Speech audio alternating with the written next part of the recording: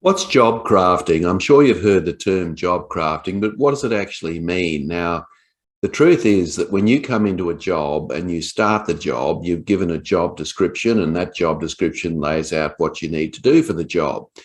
But let's say you're in the job for 2 years, and by the time you leave the job's actually changed. And the reason it's changed, and you may not even be aware that it's changed, is because you have emphasized certain parts of the job that you enjoy, and probably done less of the jobs or the tasks in the job that you don't enjoy. In other words, you've shaped the job subconsciously to suit your particular strengths and preferences. Now, that's what job crafting is at a subconscious level.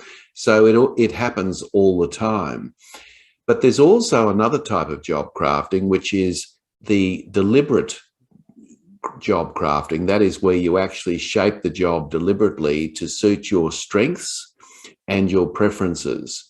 And this is something that's got enormous potential for organizations, particularly as we come out of the pandemic, because we need to be more flexible and agile in the world of work. We can't be hamstrung by a job description.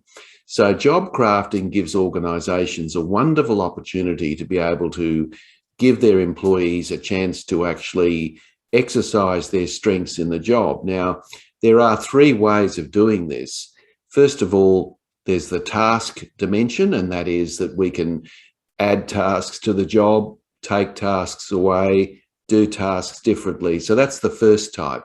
The second type of job crafting that's done deliberately is what we might call relational crafting.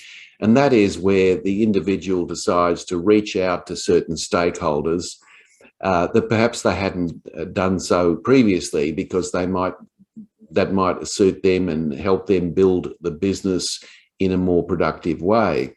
Now, the third dimension of job crafting is cognitive, and that is thinking differently about your job. So what's the purpose of the job? What's the overarching narrative of what the job's about?